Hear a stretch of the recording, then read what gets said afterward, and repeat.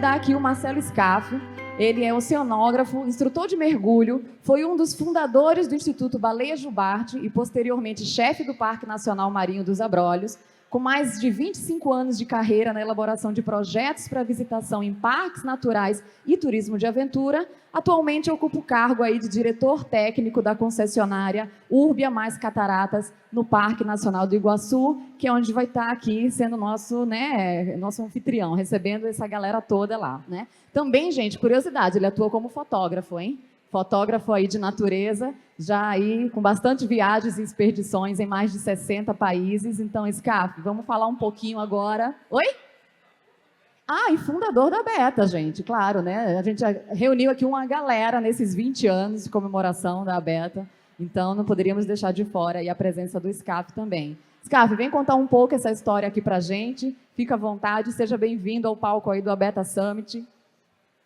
Obrigado, boa tarde.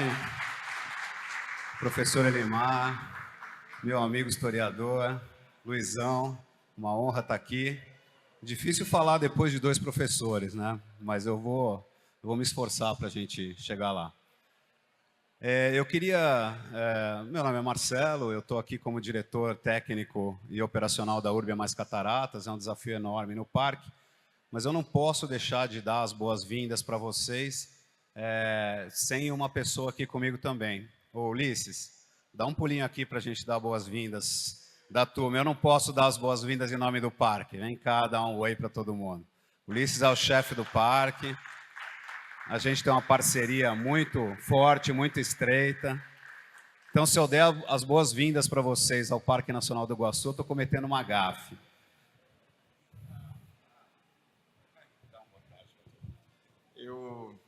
Eu vou ter um momento amanhã também de conversar com vocês, então estamos todos em casa, Scaff. O Parque Nacional do Iguaçu é nosso, né? Um patrimônio público, é um bem da humanidade, da sociedade brasileira, então vocês são muito bem-vindos. Nós nos sentimos muito felizes, muito honrados com a realização desse evento aqui e com a ida de vocês, de todos vocês, hoje à tarde, lá ao Parque Nacional do Iguaçu para contemplar o pôr do sol. É isso, querido. Valeu. Amanhã a gente conversa mais. Protocolo devidamente quebrado. Vamos bater um papo. A gente vem de 2 palestras muito legais que trataram da Terra como um sistema. Depois a gente voltou ao passado para entender o Iguaçu. E o que eu vou trazer para vocês hoje aqui é um pouco do que a gente planeja para o Iguaçu para os próximos 30 anos. Então, eu vou falar para vocês de futuro e o que a gente está pensando para o parque. Tá? É importante deixar claro que nós da Urbia mais Cataratas somos um concessionário do parque. O parque continua sendo público, a gestão do parque continua sendo do ICMBio. Então, esse é um processo que alguns parques, algumas unidades de conservação brasileiras, na esfera municipal, estadual e federal, adotaram como um caminho de estrutura de governança, que é conceder, e aí não se concede área, se concede serviço. Então, hoje, o Parque Nacional do Iguaçu, os serviços de visitação que a gente vai apresentar aqui são concedidos à iniciativa privada através de um certame e posterior assinatura de um contrato, tá? É disso que a gente está falando. A gente está falando, então, de um concessionário que vai aqui contar a história para vocês, para onde a gente vai levar o Parque Nacional do Iguaçu, fazendo algumas críticas e fazendo alguns apontamentos, mas muito voltado sempre à questão do turismo de aventura. Para mim é uma honra, é uma emoção muito grande estar aqui, porque eu estava ali do lado na fundação da Beta, nas Adventure Sports Fairs todas, tive um negócio, uma operação de turismo de aventura por muitos anos aqui dentro do parque, foi a primeira concessão de turismo de aventura que a gente teve no Iguaçu, chamava Canyon Iguaçu, a gente operava rapel, arvorismo. Nós validamos a 15331. Todo mundo conhece a 15331? Muito bom. Então, a gente validou a 15331 antes da publicação aqui no Parque Nacional do Iguaçu. Esses são meandros e histórias da Beta, tá? Vejo aqui também, sentado aí, não sei se estão aqui ainda, mas o Ion, velho amigo, uma lenda aí do turismo de aventura. Não sei se o Gustavo Timo está por aqui, mas eu vi o Gustavo também, Ed, Dinelli, então, o pessoal das antigas. Eu participei do Aventura Segura como consultor, então rodei o Brasil também, naquele momento em que a gente estava iniciando o processo de entendimento de como é que a gente aplica as normas de SGS às empresas. Então, nessa trajetória de 20 e poucos anos falando de turismo de aventura, eu vivi muitas histórias dentro e fora da Beta, fiz muitos amigos nessa trajetória. E aí o destino quis que eu estivesse aqui à frente desse processo no Parque Nacional do Iguaçu, e assim nós vamos trazendo um pouco do DNA do turismo de aventura para as unidades de conservação. Então, vamos que vamos.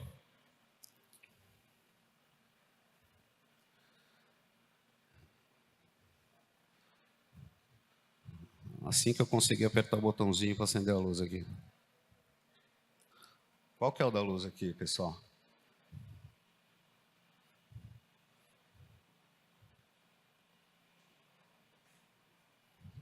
Não sou eu o problema.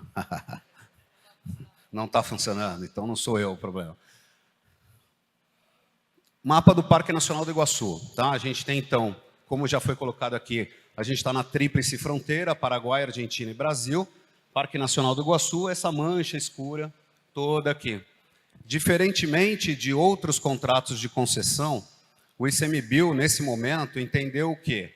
O turismo que acontece aqui, ó, as cataratas estão aqui, nessa curvinha aqui, tá? Essa curvinha, as cataratas. A gente chama isso aqui de, esse é o maior polo cataratas, a gente está aqui, centro de visitantes está aqui, a gente vai para lá daqui a pouco, e a gente tem cerca de 10 quilômetros de uma rodovia dentro do parque, que leva até a área das quedas. Quem aqui já foi ao Parque Nacional do Iguaçu, levanta a mão, por favor. Ó, uns 70%, 80% do pessoal, então vai ser legal a gente falar de futuro, porque uma boa parte de vocês já conhece o parque. É muito difícil competir com as cataratas, né? Muito difícil. A força das cataratas, a quantidade de pessoas que a gente vê ali diariamente se emocionando é muito grande. Então, a ideia é não competir com as cataratas, mas abrir o parque para um outro leque enorme de visitação. Como o parque é gigante, o que o ICMBio pensou, e pensou de forma muito acertada? Bem, eu tenho uma grande área aqui, que é uma grande geradora de receita, né? A gente tem uma área, por conta das cataratas, de visitação e que gera muito recurso financeiro. Qual é o razoável? O razoável é pegar outros polos do Parque Nacional do Iguaçu, com os seus municípios lindeiros, que não têm a potencialidade de geração de recurso financeiro, como a área das cataratas tem, e conceder também. Dessa forma, a gente desenvolve os outros núcleos com recursos gerados na área das cataratas e torna o parque um parque mais aberto a diversos grupos que têm interesse em outras áreas que não só visitar as cataratas. Então, a primeira novidade nesse contrato de concessão é que, além do núcleo do Polo Cataratas, que é o polo original, que já tinha um contrato de 20 anos aqui, hoje a gente tem responsabilidades de investimento em infraestrutura em outros polos que não são geradores de recursos. E isso é muito legal, porque a gente vai começar a esparramar possibilidades de turismo de aventura em outros núcleos e áreas do parque. Então, com isso, a gente adota uma estratégia clara de tirar o foco das cataratas. Mas, Marcelo, tirar o foco das cataratas, o que você quer dizer com isso? Hoje, o perfil de visitante que vem ao Parque Nacional do Iguaçu é um cara que chega nas cataratas, ele é levado até lá pelo sistema de transporte, ele olha as cataratas, ele faz a trilha, ele tira a sua foto, ele publica no Instagram. Umas 2h30, 3 horas depois, ele sentou num ônibus e saiu do parque. Isso está muito mais para uma visita às cataratas do que visita a um parque nacional. Então, o nosso grande desafio hoje aqui é levar o turismo de aventura, levar experiências outdoor, levar experiências legítimas de uma unidade de conservação para um público que ainda não frequenta o Iguaçu, ou se frequenta, não conhece ou não tem acesso, porque muitas dessas áreas, inclusive, estavam fechadas, já tiveram aberto historicamente, foram fechadas, e agora nós estamos num caminho para reabrir essas áreas e abrir outras áreas de visitação dentro do parque. Então, o que eu vou contar para vocês aqui hoje é um pouco dessa história. O que nós vamos fazer em cada núcleo desses, e eu vou, naturalmente, gastar um pouquinho mais de tempo aqui na área das cataratas, porque é onde a gente tem uma intervenção maior. Beleza? Até aqui? Tranquilo? Então, vamos que vamos. A única área que não está concedida à visitação é essa meiuca aqui, que é uma área não possível à visitação, com um zoneamento que não permite visitação à zona de uso intangível, né? Para quem conhece um pouquinho aí de plano de manejo de parque, essa área verde do meio aí é uma área intangível, mas a gente também não precisa dela, né? A área que a gente tem para explorar e abrir trilhas, etc., é enorme, o desafio é gigantesco também. Hoje o Iguaçu recebe cerca de 1.900.000, ano passado 1.930.000, se eu não estou errado. Esse ano a gente deve estar caminhando para esse mesmo número, 1.960.000, a gente não vai virar 2 milhões esse ano, mas de toda sorte é um volume de visitação bastante intenso, né, para uma unidade de conservação. E todo mundo quer ver as cataratas, então a gente aí está justificado porque que a gente quer tirar o foco das cataratas e começar a entregar experiências para as pessoas, para os visitantes, distinta das que ele tem hoje, com isso aumentando o tempo de permanência das pessoas na cidade e dentro do parque. O objetivo final desse processo é que a gente consiga não ter mais um visitante de 3 horas. Com 3 horas de permanência numa unidade de conservação, eu simplesmente não consigo trabalhar, nenhum é um exagero, mas eu consigo trabalhar pouco mensagens ambientais. Eu consigo mexer pouco dentro da cabeça dessa pessoa. Eu consigo levá-la por um tempo muito pequeno numa exposição, por exemplo. Então, a gente precisa aumentar o tempo de permanência, e aumentando o tempo de permanência, a gente tem ganhos acessórios para a cidade, para o parque, para a educação ambiental, para o consumo dessa pessoa dentro do parque, porque a concessionária não é uma ONG. O nosso objetivo aqui é ter lucro. Nós estamos falando da indústria de turismo de aventura, da indústria de visitação, unidades de conservação. Então, o nosso objetivo aqui, e às vezes isso é visto como uma coisa confusa, né? Como é que se ganha dinheiro numa unidade de conservação? É possível, é tanto possível, talvez o Ulisses e o Cristóvão possam me ajudar. Nós temos a maior população de onças de Mata Atlântica conhecida de toda a Mata Atlântica. É isso, né, Cristóvão? Nos 2 parques, aqui no Parque Nacional do Iguaçu e Parque Nacional da Argentina. É isso, Ulisses? É isso. Estável e em crescimento. O que significa isso? O que pode parecer uma incoerência, né? Mas como um lugar com 2 milhões de visitantes, que vai ter uma infraestrutura agora revitalizada, a gente pode ter nesse mesmo lugar um projeto como o Projeto Onças, e os caras estão falando que tem a maior população de onças conhecida da Mata Atlântica do Brasil. É tão simples quanto isso. Então, a visitação como estratégia de conservação, ela é uma ferramenta poderosíssima para manter os parques de pé, para a gente estruturar. Então, o que a gente está defendendo aqui é um turismo ordenado, é uma visitação controlada, mas ainda assim gerando recursos para todos. Alguns números, nem estão aqui na minha palestra, mas hoje a gente gera 450 empregos diretos. Quando esse projeto estiver pronto, a gente deve gerar uns 700 empregos diretos. Se você somar o pessoal do Hotel das Cataratas, mais o pessoal do Macuco, mais o pessoal da Sul, que são os concessionários que a gente tem aqui, a gente está falando que a gente só perde em geração de emprego para Itaipu e para a Prefeitura de Foz do Iguaçu, que não dá para competir, né? Como é que nós vamos competir com Itaipu? Não tem como. E com a Prefeitura, que gera muito emprego. Então, nós somos o 3º maior gerador de emprego e geração e distribuição de renda de Foz do Iguaçu. Tá? Para dar alguns contextos socioeconômicos aí também, vinculados ao turismo de aventura. Então, vamos lá, vamos avançar, senão não vai ter pôr do sol, vai ter pôr do microfone aqui.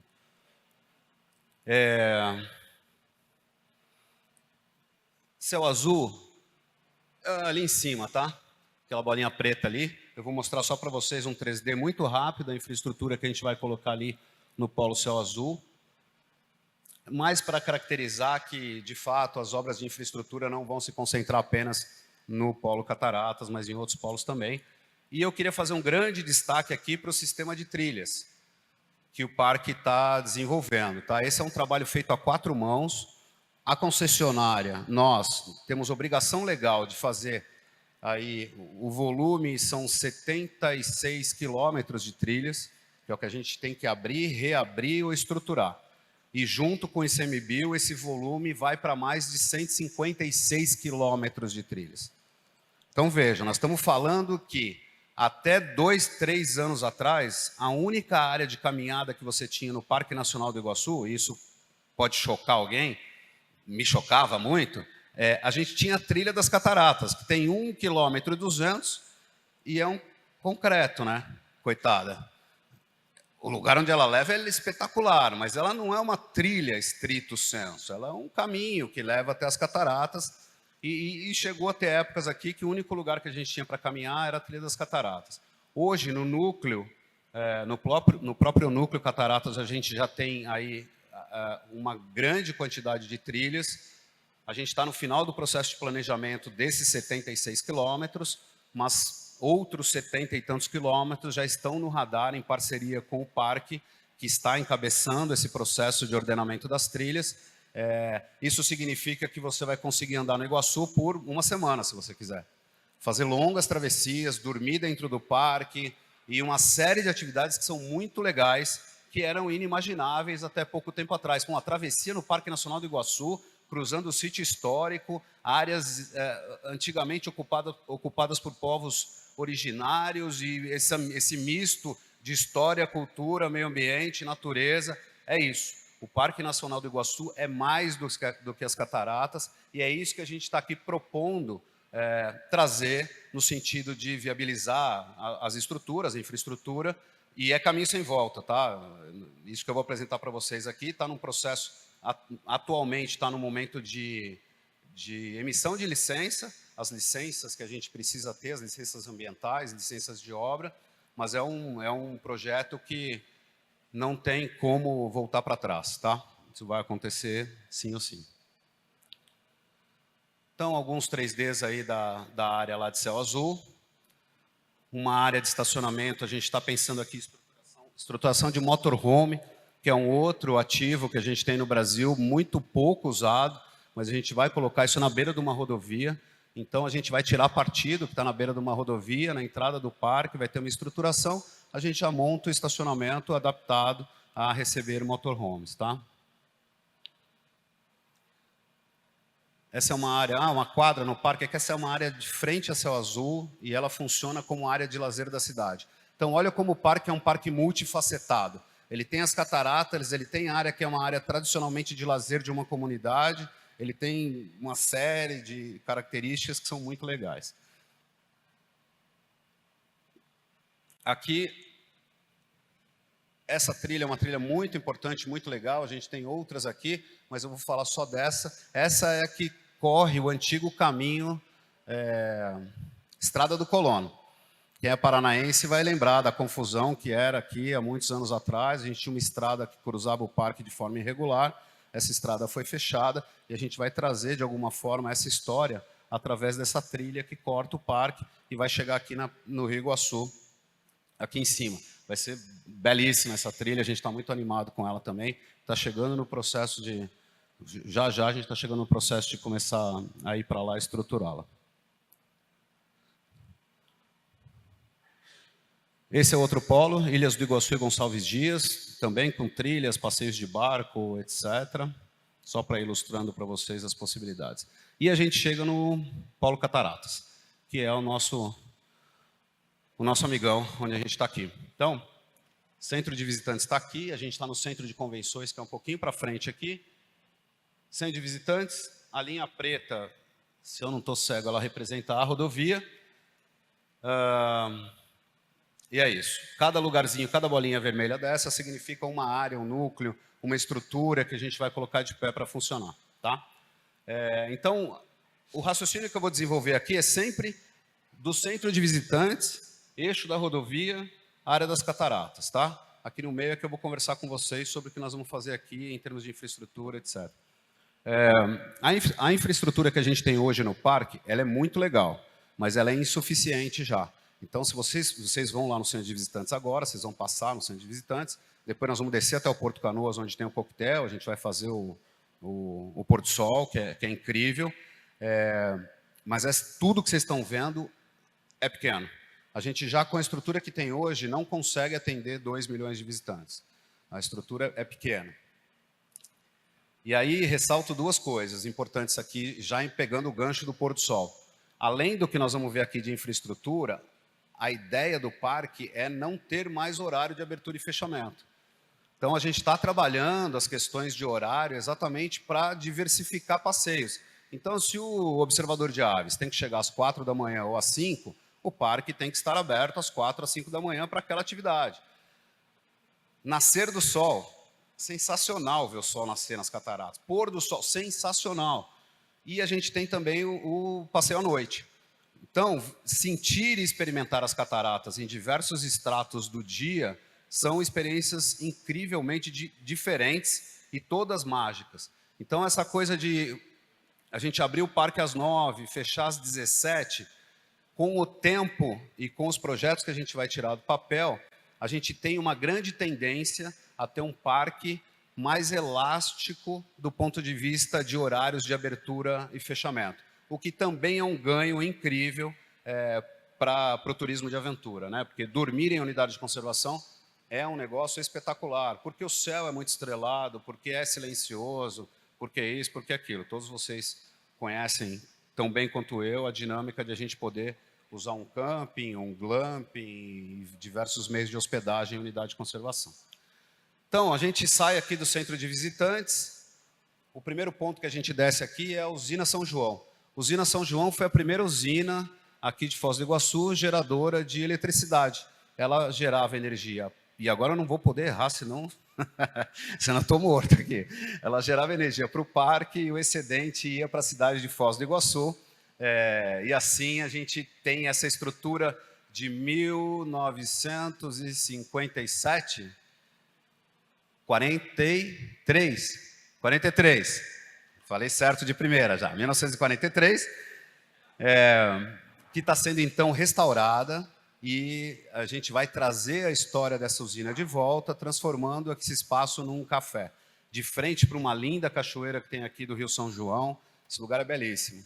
E aí a gente começa a ter estratégia então de tirar as pessoas da frente das cataratas e começar a explorar tecnicamente aspectos, nesse caso, histórico-culturais, e contar a história do Parque Nacional sobre uma perspectiva que vai além das cataratas.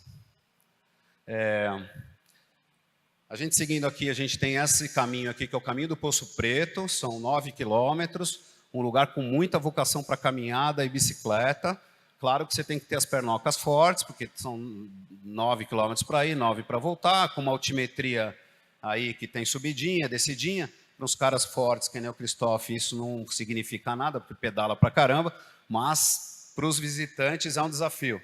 Pegar um cara e botar em cima de uma bicicleta e falar, você vai pedalar 9 são 18, mas é isso. Mobilidade ativa para dentro de parque, a gente quer bicicleta, quer caminhada, quer tudo que puder ter, tá?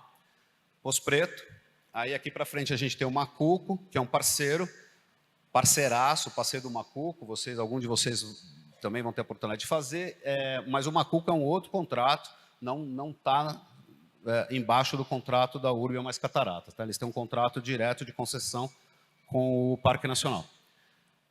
Bananeira, que é uma trilha de 1.200 metros, também imersiva pra caramba, que chega aqui na parte de cima do Rio Iguaçu, e aqui na Bananeira é a área onde a gente quer colocar a maior estrutura de turismo de aventura. Então a gente quer criar um centro de turismo de aventura nas Bananeiras, que é esse caminho hoje, com diversas atividades que eu vou mostrar para vocês aqui, tá? Chegamos às cataratas. Aqui a diferença nas cataratas é a trilha. A gente vai tornar a trilha das cataratas toda acessível. Nós vamos construir uma nova trilha das cataratas que tenha uma angulação de acordo com a legislação, no sentido de a gente conseguir que um cadeirante, uma pessoa com deficiência ou dificuldade de se mover, consiga chegar até as cataratas sem grandes problemas, tá? Então, tornando o parque acessível e inclusivo também. Elevador e trilha, já falei, agora eu vou dar uma detalhadinha rápida em cada um desses. Esse é um mapa antigo. Então, a gente tem uma estrada e a gente tem 2 caminhos que já existiam. O caminho do Poço Preto e o caminho da Bananeira. Tá? Eles estavam fechados, a gente reabriu caminhos existentes. E a gente está agora buscando a abertura de novas trilhas e passa a ter um mapa mais ou menos como esse.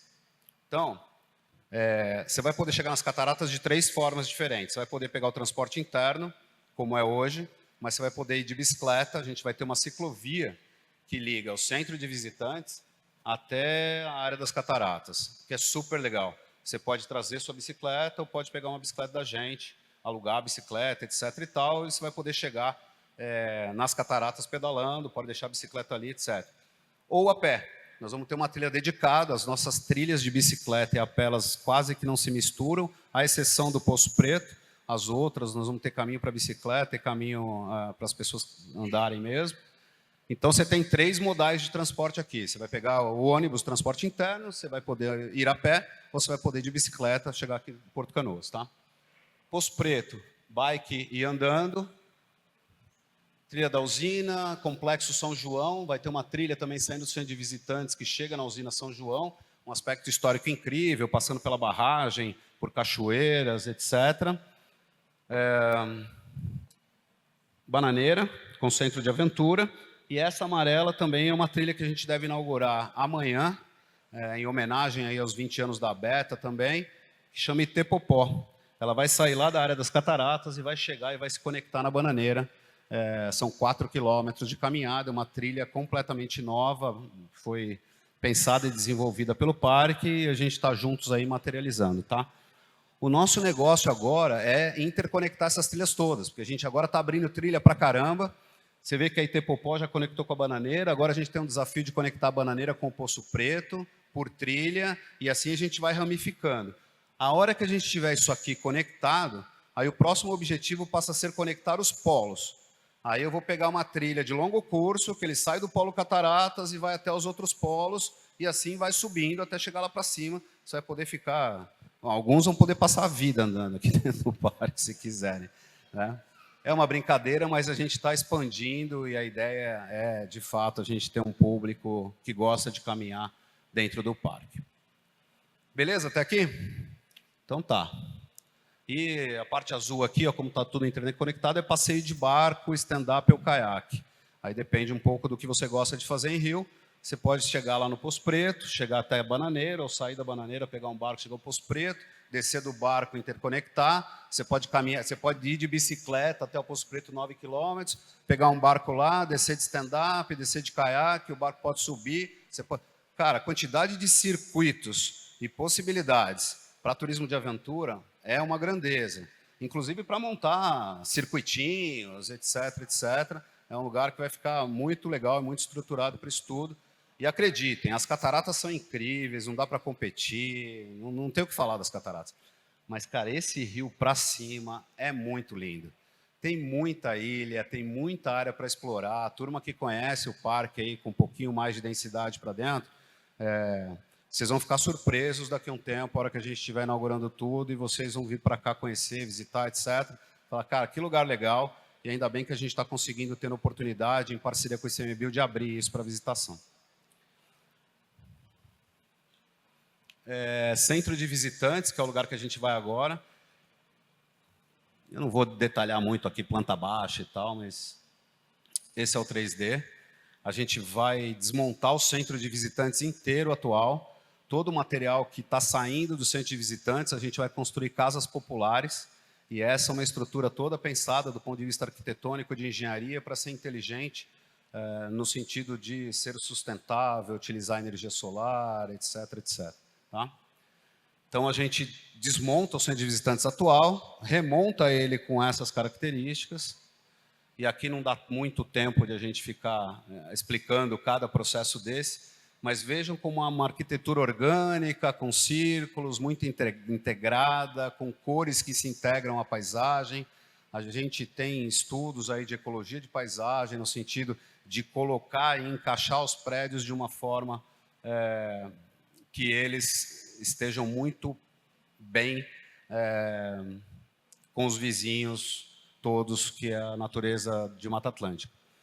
Uma questão importante que é legal a gente falar aqui é que, apesar de a gente estar aqui advogando no sentido que as estruturas são pequenas e a gente vai ter algum aumento de estrutura, nós estamos utilizando 98% da área do parque antropizada. O que significa isso na prática? A gente está pegando áreas que já não existem mais na Mata Atlântica e está tendo uma capacidade de utilização daquela área com mais eficiência. Não só crescendo em área, mas ganhando eficiência nos prédios. Então, isso faz com que a gente também tenha um grande aproveitamento em termos de áreas já antropizadas dentro do parque, não tendo que abrir áreas novas para adequar a visitação. Tá? Esse é um ponto importante de sustentabilidade que a gente leva muito a sério. E aí, com possibilidades de áreas para eventos, concha acústica para mostras, áreas culturais, etc., a gente vai tornar o centro de visitantes uma grande área de estar, e aí se você quiser entrar no parque, entra, senão você pode ficar nessa área aí, enfim, uma série de processos culturais legais aí que vão acontecer.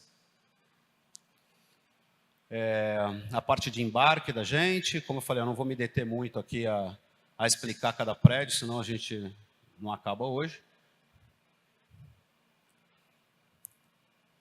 Outro ângulo.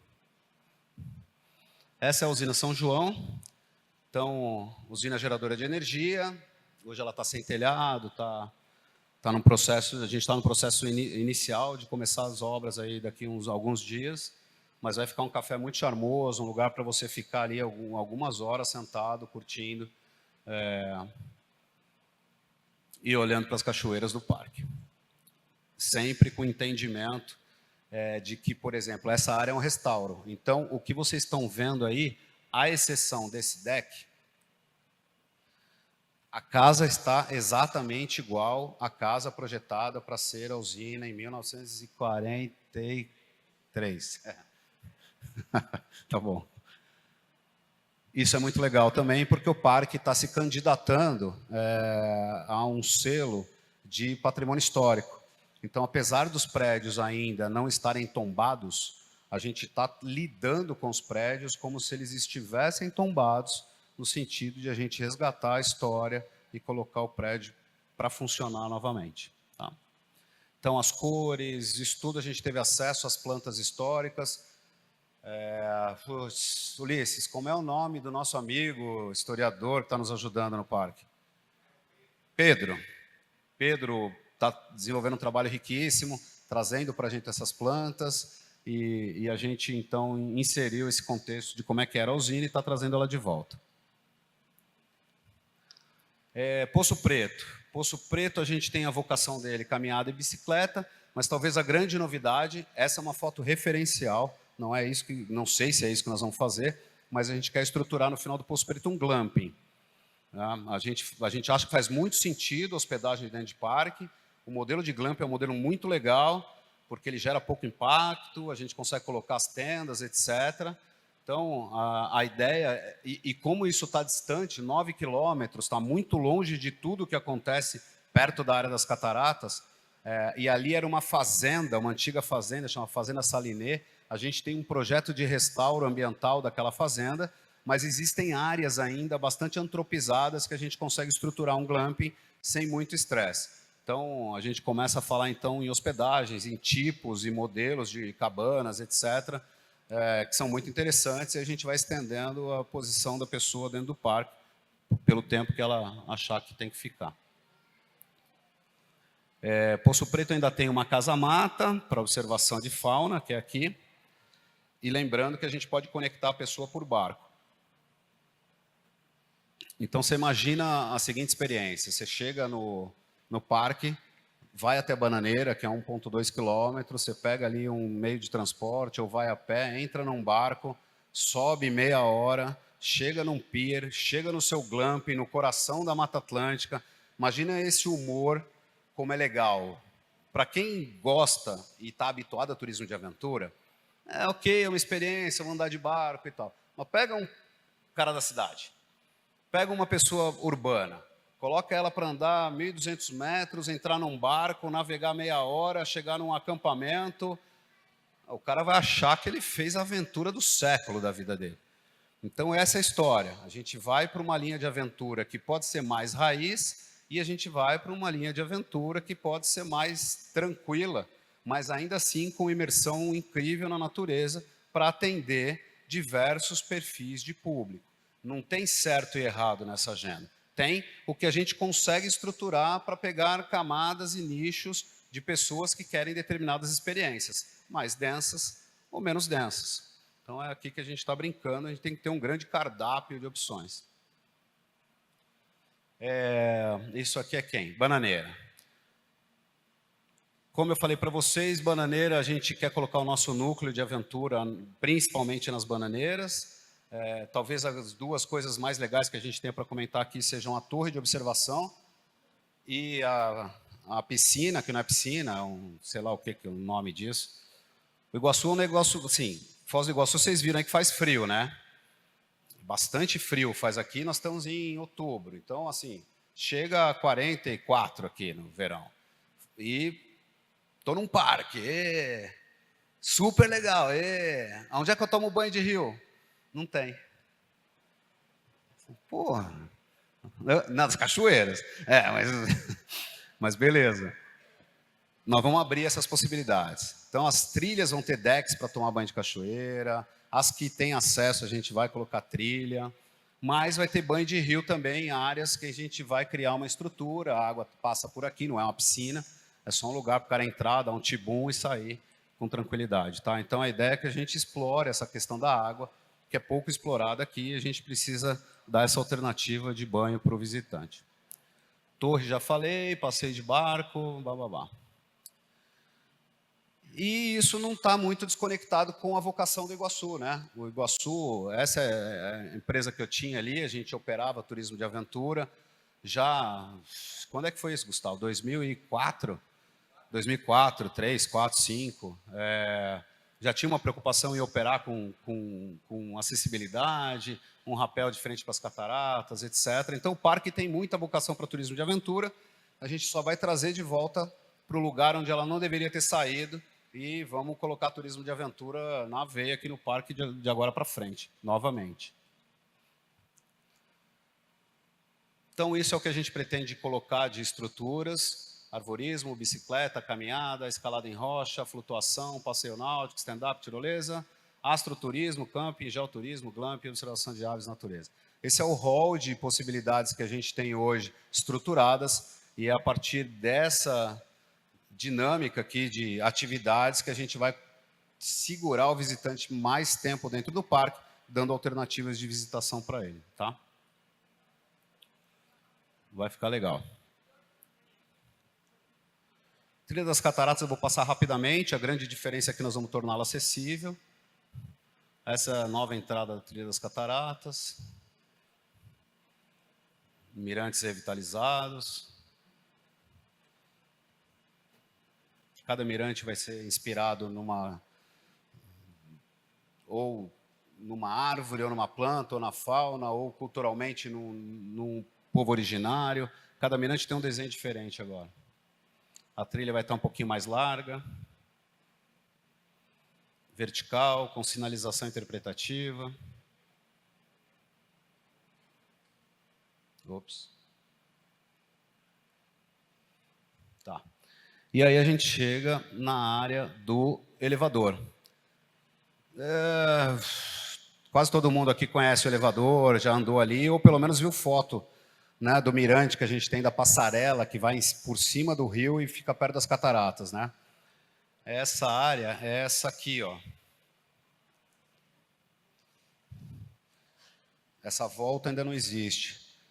Então a nossa ideia, isso aqui é um gargalo operacional, porque isso aqui é muito estreitinho, é um fluxo de vai e vem, portanto é fluxo e contrafluxo no mesmo lugar. É muito difícil ordenar processo aqui, e é claro que todo mundo vai ver essas outras coisas, mas quer passar aqui também.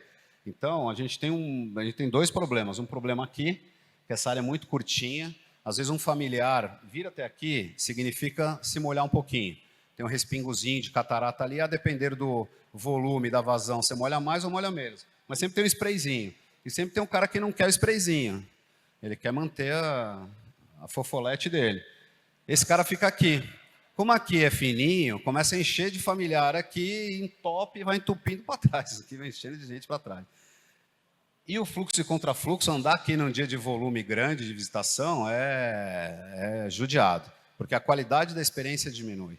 E aí a gente precisa, então, mexer na infraestrutura para tornar a experiência, mesmo num dia de muita gente, uma experiência agradável. Para isso a gente vai. Esse aqui talvez não seja o desenho definitivo, a gente está fazendo estudos geológicos aqui para ver qual que é o melhor lugar para voltar. Talvez essa alça não possa acontecer devido à proximidade das cataratas. A gente faça uma outra alça aqui, que é o que eu vou mostrar para vocês no próximo slide. É extremamente complexo do ponto de vista de engenharia projetar isso aqui, tá, gente? Não é simples não, porque a força da água quando sobe aqui é uma monstruosidade. Tanto que a cada 2 anos, os nossos amigos da Argentina perdem um pedaço de passarela, a passarela inteira vai embora, porque quando chove aqui e quando o rio aumenta, a gente está falando de forças incríveis. Então, a gente está no momento fazendo cálculo estrutural aqui, exatamente para construir alguma coisa que tem que parar de pé.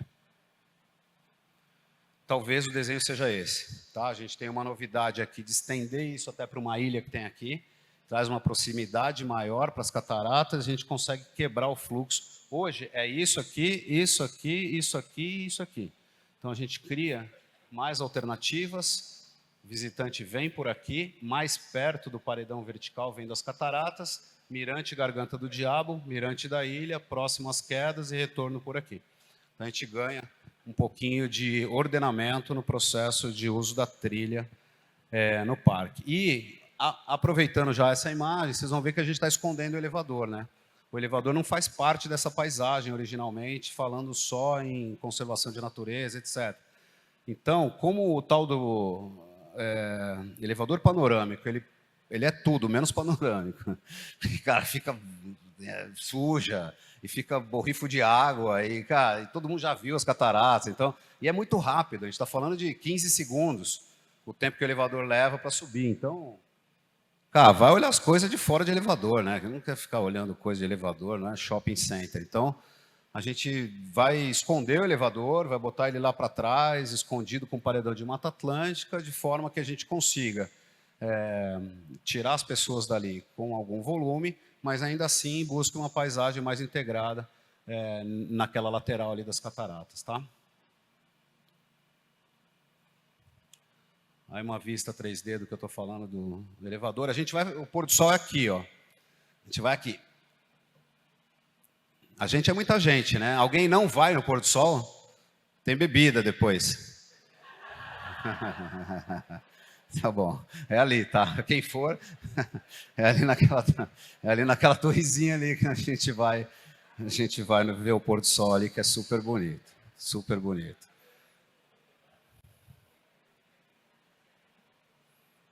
Acabou? Não. Opa. Beleza. Essa área rosa aqui é a área do elevador. Então a gente fez aqui a passarela, subiu de elevador ou subiu a pé. E hoje, como é que é? Ficar perto desse paredão de LED é triste. Hoje o visitante vem por aqui, ó. Ele anda na calçada perto da rodovia. Então o que a gente vai fazer? Porque como rodovia, lugar de calçada, é legal para carro, não é legal para gente vai criar uma trilha por cima do rio aqui, ó, trazendo ele até o meio do Porto Canoas já, na área onde a gente tem o restaurante, exposições, espaço para evento, etc. De forma que quando ele estiver satisfeito aqui, entender o que é o parque, quais são as trilhas, etc., ele pode voltar, pegar seu sistema de transporte e ir embora. A Itepopó, que a gente vai inaugurar amanhã, começa aqui, ó, mais ou menos aqui nesse ponto aqui.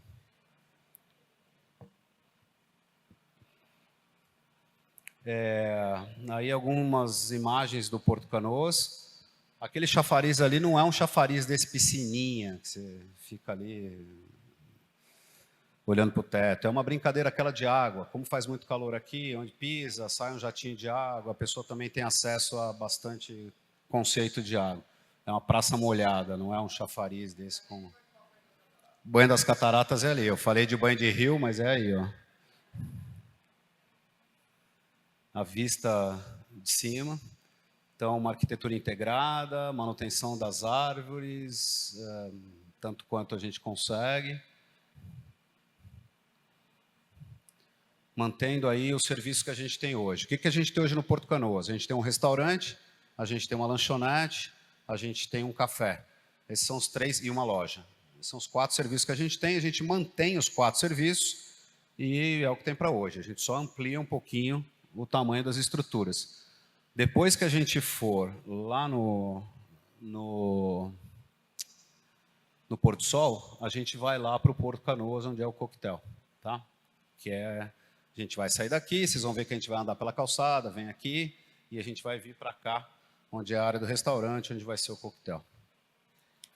O parque está sendo todo preparado, eu vou lembrando as coisas, eu vou falando. O parque está sendo todo preparado, também em parceria com o CMBio, para um selo de Sky Night.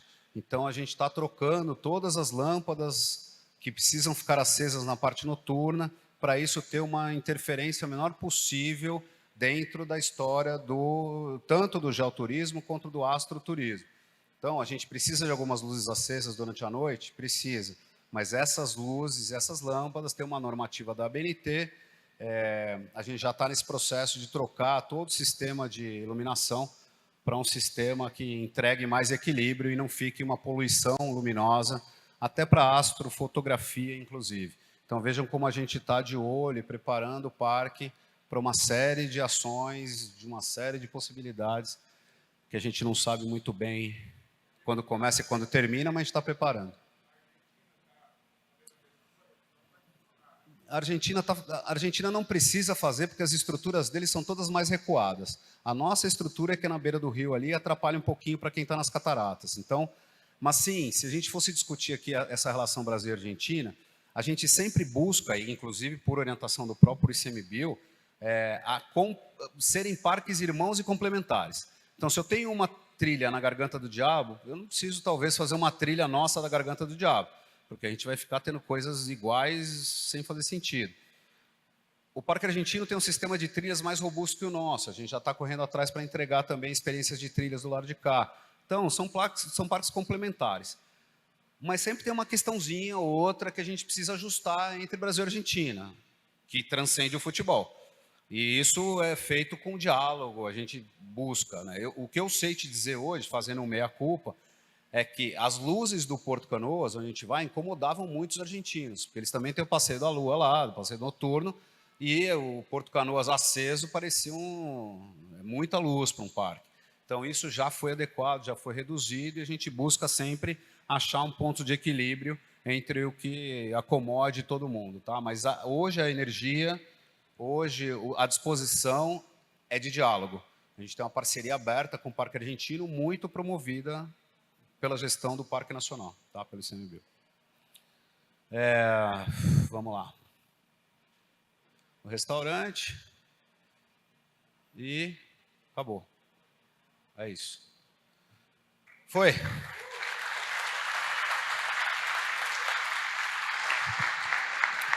T 13 minutos antes, hein, ó.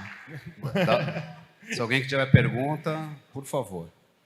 Então vamos lá, a chance de uma perguntinha aqui então. Ó, o Ion foi o primeiro ali a levantar as mãos. Direto no combo, Ion. Todas essas obras que vão previstas, né? Quanto tempo é a implementação dela?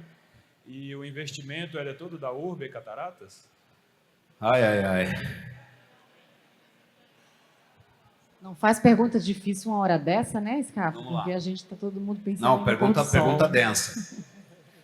Tempo de obra. Tempo de obra, cara, só Deus sabe. A gente está igual o professor aqui. No futuro a gente tem hipóteses, né? O que está no planejamento? A gente tem até 2 anos e meio para entregar tudo, toda a infraestrutura. Hoje, a gente tem condição de cumprir isso. Mas, algumas coisas no meio do caminho podem acontecer. Vou dar um exemplo. A gente fez um levantamento geológico da área do elevador. a gente está fazendo um levantamento geológico da área da trilha das cataratas. Você que desce cachoeira pra caramba, cara, ancoragem é tudo nesse lugar. Então nós vamos encontrar lugar com uma ancoragem sólida, com um bloco de basalto enorme, vai ser mais fácil a engenharia. Em outros lugares a gente vai achar rocha não consolidada, nós vamos ter que achar uma solução de engenharia que se adeque àquele lugar. Então o que eu te digo? Eu te digo que para as obras mais tranquilas, Porto Canoa, centro de visitantes, eu acho que vai cumprir o planejamento, nós não vamos ter ruído nenhum, vai seguir a vida. No ruído nenhum, eu estou sendo extremamente otimista, porque eu estou trocando pneu com o carro andando.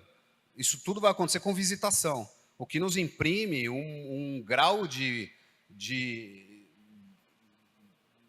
conseguir fazer obra com visitante ali do lado, que vai ser um baita desafio. Então, só isso já seria um baita aprendizado. Como é que eu faço obra num parque desse tamanho, com esse volume de gente, com essas estruturas, trazendo o menor prejuízo possível ao visitante.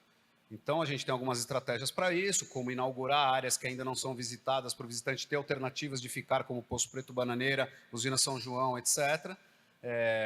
Mas ainda assim vai ser um desafio de engenharia. Mas tirando esse desafio de trocar o pneu com o carro andando, a gente tem a questão de entender a geologia para determinadas áreas, para determinadas intervenções. Aí pode ser que demore um pouco mais, tá? Em turismo de aventura, a gente deve investir 35 milhões. E essa estrutura toda que eu mostrei para vocês deve custar 600 milhões. Nós pagamos no leilão 380 milhões para ganhar o contrato. Então, esse é um projeto de 1 bi. 380 milhões de outorga e mais uns 650 milhões de investimento. E como isso é possível? Porque são números... Sim, eu já sentei aí, eu tinha uma empresinha desse tamanho de turismo de aventura, e hoje eu tenho um orçamento na minha diretoria de 600 milhões. É muito louco sair de carregar a corda e ordenar um processo de 600 milhões. Pode ser qualquer coisa menos simples. Então, é um aprendizado muito grande que a gente tem para fazer, mas isso só é possível por conta de a gente ter um contrato de concessão de 30 anos. Se a gente não tivesse a garantia de poder recuperar esses recursos ao longo do tempo, seria impossível a gente conseguir colocar esse volume de recursos num único parque. E aí eu já ouvi críticas na seguinte direção: puxa, com 600 milhões eu faria chover, né? Mas eu não posso baixar a régua do Iguaçu, a gente tem que subir as outras. A gente tem que lutar para o ICMBio ter mais recursos, a gente tem que lutar para processos de concessão aonde cabe serem bem estruturados, a gente tem que lutar por uma série de coisas. Mas eu não posso penalizar um lugar que tem potencial, não executar o investimento, porque o sistema todo funciona não tão bem quanto eu gostaria. A gente tem uma janela de oportunidade e o nosso objetivo com isso tudo é colocar o Parque Nacional do Iguaçu entre os 10 melhores parques do mundo para se visitar. É um objetivo bastante ousado. O Ulisses fala 5. Aí a gente fica no 5, mas a gente está competindo com um cara monstro, né? Espalhado pelo mundo. Então, a gente está aí nessa dinâmica de entregar uma experiência para o visitante de alguns dias e tornar o Iguaçu uma referência em termos de visitação, turismo de aventura, e não só arrecadação, mas como a visitação acontece. O que a gente deixa? Programas como Plástico Zero no parque, que a gente já está começando, Aterro Zero, que a gente vai começar ano que vem. Então, os bastidores do Parque Nacional do Iguaçu são muito legais e que não dá tempo, numa conversa de 1 hora, a gente ficar explorando todas as ações que são feitas. Mas ainda assim, a gente está falando desse volume de recursos e é o maior volume injetado de recurso num parque brasileiro na história do país, até agora. Então, enfim, é muito legal. Muito legal. Marcelo, só mais uma perguntinha aqui do Eduardo. Eduardo Coelho, Bonito MS. Vocês têm um sistema de gestão de segurança implantado, certificado? Se não tem, o que vocês estão prevendo no futuro? O SGS é um item obrigatório de contrato. A gente tem aí 36 meses para implementá-lo. a gente acabou contratando o Máximo para fazer isso, Máximo Desiati, que quem não conhece devia conhecer, porque ele é uma figura. Antigão de turismo de aventura também, já foi parceiro nosso e tal. Eu conheço bastante essa agenda de SGS, porque implementei isso em outros parques, etc. Mas hoje eu não tenho condição temporal e técnica de tirar isso do papel. Então, quando a gente faz isso, quando isso acontece, a gente traz profissionais para nos ajudar. Agora, independente do SGS, talvez a gente não tenha tempo de fazer isso hoje, mas eu convido vocês, amanhã a gente consegue. Eu estou conseguindo realizar aqui no Iguaçu coisas que eu nunca imaginei na minha vida. Por exemplo, a gente tem médico no parque. Isso não é uma obrigação contratual.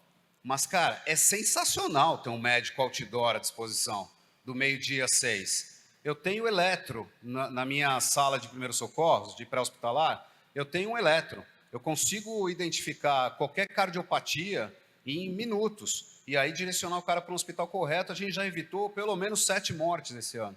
Porque eu tenho um perfil heterogêneo pra caramba de visitante, europeu que está acostumado com frio, chega aqui nesse bafo, o cara vai andar, começa a ter taquicardia, onde é que eu estou, o que eu sou, e o dia inteiro. Então, não dá tempo aqui, mas nesse modelo nós vamos montar uma estrutura de pré-hospitalar aqui que tem cidade que não vai ter. Então, isso também é muito legal, usar o recurso, usar a estrutura para tornar o parque um parque modelo. E aí passa por todo esse contexto de SGS, etc, etc. Tá? Senão eu vou ficar falando dias aqui, mas outro exemplo de inovação e tecnologia. Na área de segurança, a gente está trazendo uns HTs agora digitais que tem um osciloscópio dentro, oscila qualquer coisa desse aí. Se você cair e o rádio ficar tombado, ele manda um sinal de alerta para uma central que sabe onde o rádio está. Então, a gente está buscando processos também para implementar a dinâmica do turismo de aventura de uma forma que talvez a gente tenha uma grande oportunidade. Outro exemplo, controle de acesso de trilha. É muito difícil com 160 quilômetros a gente conseguir embarcar tudo. Então, a gente já está trabalhando com câmeras com inteligência artificial. Vamos ver se ela consegue fazer a contagem e reconhecer como a pessoa saiu. Porque aí eu sei a roupa que entrou, sei a roupa que saiu, eu tenho certeza que aquele cara entrou no sistema de trilha, saiu do sistema de trilha. Então, a gente está começando a pensar em soluções que sejam compatíveis com o que a gente tem, com o volume que a gente tem, e que podem ou não ser referência para outros lugares, outros parques, enfim. Aí cada situação é uma situação. Gente, não dá mais tempo das nossas perguntinhas. A gente tem mais uma? Cadê? Tá. Ó, responde O problema rápido. sou eu Vamos que lá. responder. Não, a pergunta é rápida, eu então vou falar vai. rápido.